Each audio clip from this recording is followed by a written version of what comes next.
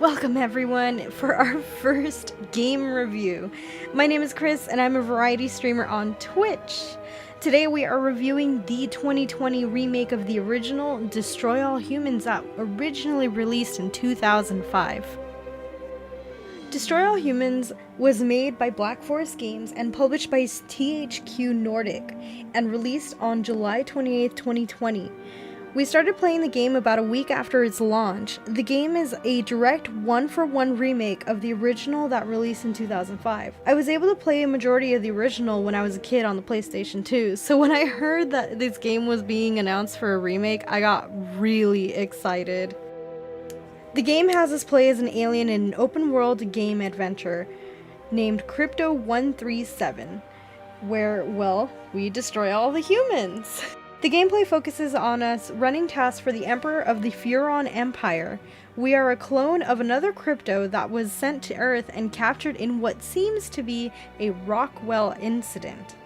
We find out that humans have Furon DNA from an alien getting frisky in the ancient past, and now we need to extract that DNA from those humans and recover the body of the captured Crypto 136. During gameplay, it gives a simple task in the third-person mode or saucer mode to go around in one of the 6 maps available and complete those tasks. Tasks can vary from collecting DNA, escaping human reinforcements, time tasks, escort missions, stealth quests, and destroying humans and buildings. You're given weapons to complete these tasks, and all weapons and abilities available, including psychokinesis and the anal probe, but are able to be upgraded, and you can do that by using the DNA that you collect throughout the game.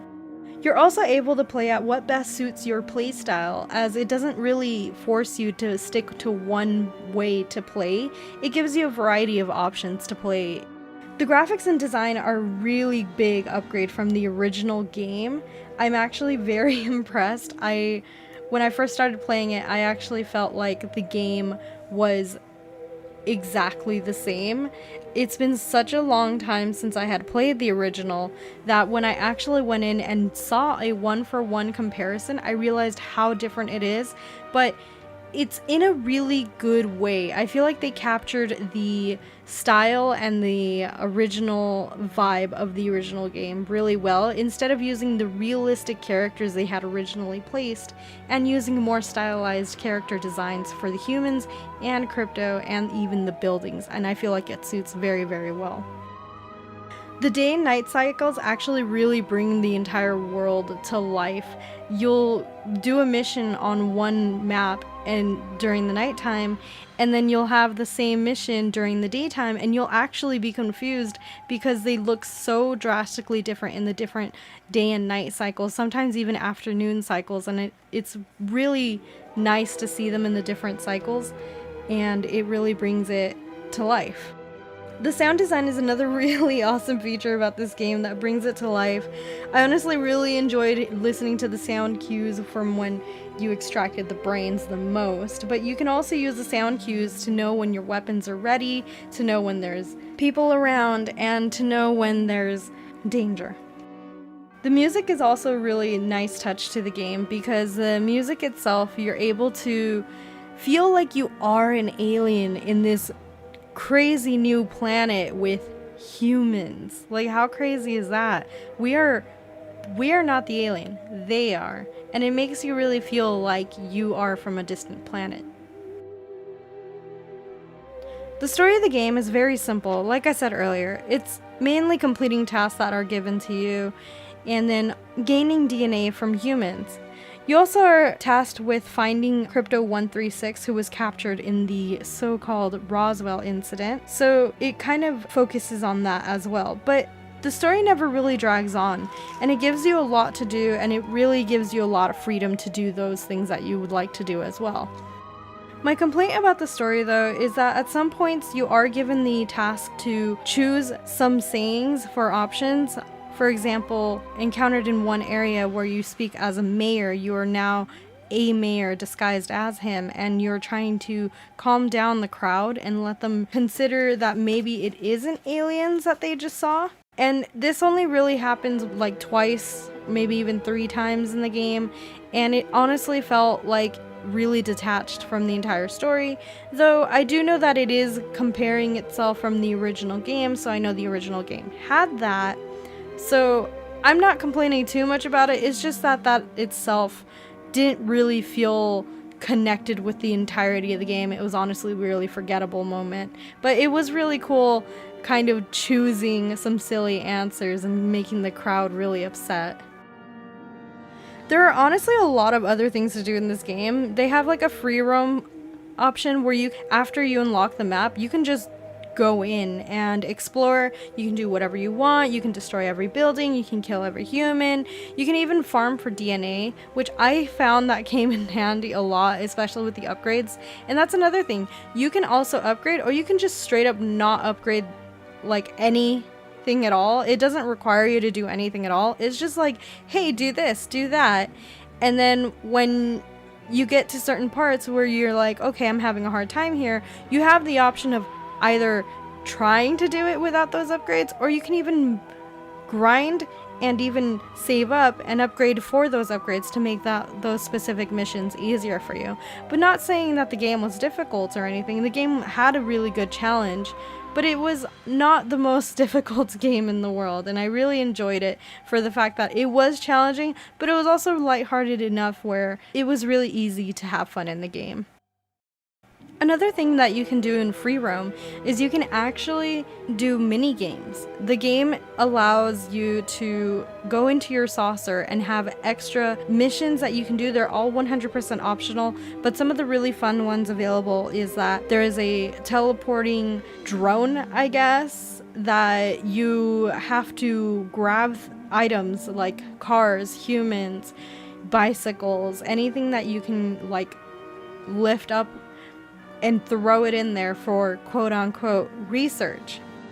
Another one that you can do is you can also go in and just destroy everything as a mission. It's obviously timed, but it's a really, really cool mission, because if you just feel like you want to destroy everything but like have a reward behind that, you have that available to you. So my opinion on the game is, honestly, it was a really fun game. I had so much fun playing this game. I remember having a lot of fun with it back when I was a kid. We originally got the game back when Hollywood Video was a thing. We rented it, and my brother and I would have so much freaking fun with it. And I never really got past like the middle of the game, so I never got to experience the end. So it was really nice to come back to the game and experience it 100% new, because yeah, I had already originally played a little bit, but it was really nice to experience it with the new graphics, with the new sound effects and everything, and it really felt like I was playing like when I was as a kid. And I honestly would highly recommend this game. It is not the best game, as in there are a few things that aren't acceptable to say now, but the game actually gives you that disclaimer before you even start playing the game, and like, you can tell it's aged. It's definitely not today's age of comedy, but it is definitely a game that I'm gonna be thinking about for many years to come, and I'm really happy I got to play it. I'm really happy that I got to experience it. I'm really happy that I got to show it to everyone, and not only did I enjoy it, but I was able to recommend it to others as well, and they enjoyed the crap out of this game as well. So if you're looking for those games that are just kind of like, you know, you're tasked with missions, but you just want to like destroy everything, this is definitely a game that you should pick up. So because of my opinion on the game and what I have experienced throughout the game, I would honestly give this game an 8-star rating. The reason why I'm giving it an 8-star rating is because it's honestly really silly, and it's really dark at times, and it's really nice to play to just kind of have fun. It's a game to just be silly and have fun, and it's definitely a game that reminds you of how games used to be and how much they've changed throughout the years. And it's really nice to have that kind of, you know, sit down and just remember how the games used to be.